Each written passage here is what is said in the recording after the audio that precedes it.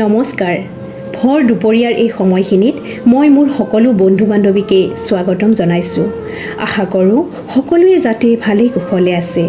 ভৰ দুপৰীয়াৰ প্ৰতিটো খণ্ডত মই আপোনালোকক এটি এটি কাহিনী শুনাম। আচলতে এইবোৰ কাহিনী নহয়, আমাৰ সমাজত থকা কিছুমান মানুহৰ জীৱন সংগ্ৰাম। বলক তেন্তে আমি কাহিনীটোৰ মাজলৈ যাওঁ। প্ৰয়াগৰাজৰ মহাকুম্ভৰ পৰা এজন ব্যক্তিয়ে কান্দি কান্দি নিজৰ প্ৰায় 15 বছৰীয়া ল'ৰাজনলৈ ফোন কৰি কয় যে মহাকুম্ভৰ হাজাৰ বিজাৰ মানুহৰ মাজত তোমাৰ মা ক'ত হেৰাই গ'ল মই বিচাৰি পোৱা নাই। পাগলৰ দৰে ইয়াৰ পৰা তাত তাৰ পৰা তাত বিচাৰি ফুৰিছোঁ, কিন্তু ক'তো দেখা পোৱা নাই। এই কথা শুনি ল'ৰাজনেও ভয় খালে। সি দেউতাকক ক'লে, দেউতা তুমি নাকান্দিবা, আমিও গৈ মাক বিচাৰি উলিয়াম। সি মামাকক ক'লে আৰু মামাকৰ লগত সি আৰু তাৰ সৰু ভায়েক তিনিও মাকক বিচাৰিবলৈ ওলাই গ'ল প্ৰয়াগৰাজলৈ। আজিৰ ঘটনাটো দিল্লীৰ ত্ৰিলোকপুৰী বুলি ঠাইডোখৰৰ অশোক নামৰ ব্যক্তি এজনৰ। অশোক এজন চাফাই কৰ্মচাৰী আছিল। ঘৰত 35-37 বছৰীয়া পত্নী আৰু দুজন পুত্ৰ আছিল। বয়স ক্ৰমে এজনৰ 15 বছৰ আৰু আনজনৰ 10 বছৰ। প্ৰয়াগৰাজৰ মহাকুম্ভ মেলা চাবলৈ দেশ বিদেশৰ মানুহ আহিছে। লাখ লাখ মানুহেৰে ভৰি পৰিছে প্ৰয়াগৰাজ। সকলোৰে ইচ্ছা কেৱল মহাকুম্ভত কুম্ভস্নান কৰি মহাপুণ্য অৰ্জন কৰা। এই কুম্ভমেলা চাবলৈ দিল্লীৰ অশোক আৰু তেওঁৰ পত্নীও গৈছিল। দুয়োজনে কুম্ভমেলাত উপস্থিত হৈ কুম্ভস্নান কৰিলে। তাৰ পিছত দিনটো মেলা চালে আৰু ৰাতি হোটেলত থকাৰ কথা। কিন্তু মানুহৰ ভিৰৰ মাজত অশোকৰ পত্নী হেৰাই থাকিল।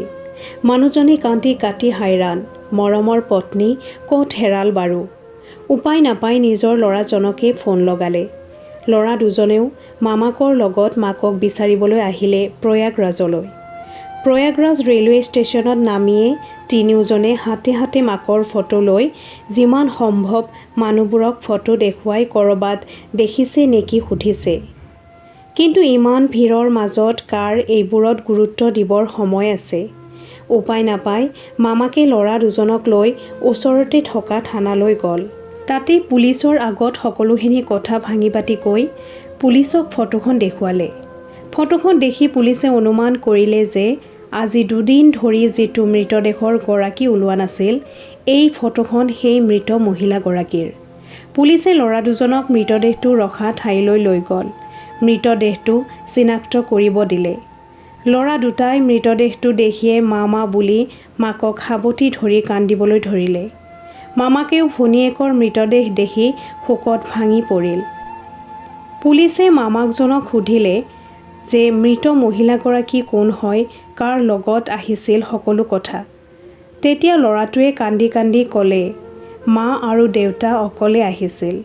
মায়ে আমাকো আনিব বিচাৰিছিল, কিন্তু দেউতাই মানুহৰ বহুত ভিৰ হ'ব বুলি আমাক নানিলে। দেউতাই মোক কান্দি কান্দি ফোন কৰিছিল মা হেৰাল বুলি। দেউতাই এতিয়াও মাক মেলাত বিচাৰি আছে চাগে। এই কথা শুনি পুলিচে মৃতদেহটো উদ্ধাৰ হোৱা হোটেলখনৰ CCTV ফুটেজবোৰ দেখুৱাই সুধিলে যে তোমাৰ মাৰ লগত থকা মানুহজন কোন? ল'ৰাজনে ক'লে, এইজনেইতো মোৰ দেউতা। পুলিচৰ বুজিবলৈ আৰু বাকী নাথাকিল। পুলিচে ল'ৰাটোক দেউতাকক ফোন কৰি মাতিবলৈ ক'লে আৰু পুলিচ যে লগত আছে সেই কথাটো ক'বলৈ মানা কৰিলে। দেউতাকে ল'ৰা দুটাক লগ কৰিবলৈ আহিল আৰু কন্দা কটা আৰম্ভ কৰি দিলে। সেই সময়তে পুলিচে আহি অশোকক থানালৈ লৈ গ'ল আৰু সোধা পোছা কৰিবলৈ ধৰিলে। পুলিচৰ আগত সি প্ৰথমে কান্দি কাটি নাটক কৰিলে। পত্নী মানুহৰ ভিৰৰ মাজত ক'ত হেৰাই গ'ল সেই কাহিনী ক'বলৈ ধৰিলে। পুলিচে অলপ উত্তম মাধ্যম দি ক'লে যে হোটেলত তহঁত দুয়োজন সোমাইছিলি, কিন্তু তই অকলে ওলাই যোৱাটোহে কেমেৰাত ধৰা পৰিছে। তই তোৰ পত্নীৰ লগত কেনেকৈ আৰু কিয় এইবোৰ কৰিলি ক। পুলিচৰ কথা শুনি সি ভয় খাই গ'ল আৰু ক'বলৈ ধৰিলে, কুম্ভমেলাত পত্নীক লৈ অহাটো মোৰ এটা প্লেনিংহে আছিল। আচলতে তাইক মাৰিবলৈ মই সদায় ষড়যন্ত্ৰ ৰচি আছিলোঁ। কিন্তু সময় সুবিধা পোৱা নাছিলোঁ। মহাকুম্ভত লাখ লাখ মানুহৰ মাজত তাইক মাৰিবলৈ সুবিধা হ'ব বুলি ইয়ালৈ লৈ আনিছিলোঁ। ভাবিছিলোঁ ইয়াত সাপো মৰিব, লাঠিও নাভাঙিব। কাৰণ ইয়াত হেৰাই যোৱা বুলি মই মানুহৰ আগত ক'ব পাৰিম। পুলিচে আকৌ প্ৰশ্ন কৰিলে, নিজৰ পত্নীগৰাকীক কিয় মাৰিব বিচাৰিছিলি? তেতিয়া সি নীলাজৰ দৰে ক'বলৈ ধৰিলে, ঘৰৰ ওচৰৰ এগৰাকী মহিলাৰ লগত তাৰ জোৰদাৰ প্ৰেম চলি আছিল। কিন্তু পত্নীৰ বাবে সি মহিলাগৰাকীক শান্তিমতে লগ কৰিব পৰা নাছিল, ফোনত কথা পাতিবও পৰা নাছিল। দুয়োৰো প্ৰেমৰ মাজত পত্নী বাধা হৈ পৰিছিল। এই কথাক লৈ আমাৰ দুয়োৰো মাজত সদায় কাজিয়া হৈছিল। গতিকে পত্নী নাথাকিলে আমি দুয়োজনে নিজৰ মতে চলি যাব পাৰিম। সেয়েহে তাইৰ পৰা পৰিত্ৰাণ পাবলৈ মই মহাকুম্ভৰ ষড়যন্ত্ৰ ৰচিছিলোঁ। পুলিচে তাক আৰু কেইটামান উত্তম মাধ্যম দি ক'লে, তই এবাৰো নাভাবিলি এই ল'ৰা দুটাৰ কথা। মাকক বিচাৰি সিহঁতে হাবাথুৰি খাই ফুৰিছে। মাকৰ সমান মৰম সিহঁতক জানো কোনোবাই দিব? মাকক মাৰিলি, তই যাবি গোটেই জীৱনটোৰ বাবে জেলত।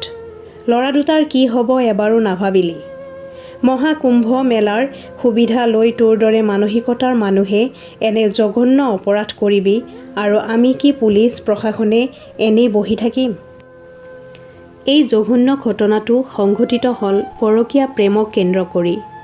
এই পৰকীয়া প্ৰেম বৰ্তমান সময়ত এক ব্যাধিৰ দৰে বিয়পি পৰিছে।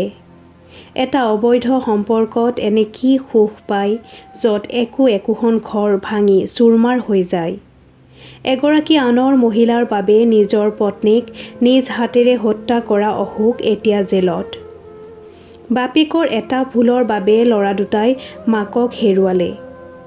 মাক বাপেক নোহোৱাকৈ সেই সৰু ল'ৰা দুটাই কেনেকৈ চলিব? ইমানবোৰ ঘটনা মনত সুমুৱাই ৰাখি কেনেকৈ পঢ়া শুনা কৰিব? কেনেকৈ সিহঁতে সিহঁতৰ উজ্জ্বল ভৱিষ্যতৰ সপোন দেখিব? মৰাজন মৰি গ'ল, ভুল কৰাজন জেলত গ'ল, কিন্তু এই কণমানি দুজন ভুক্তভোগী হৈ ৰ'ল।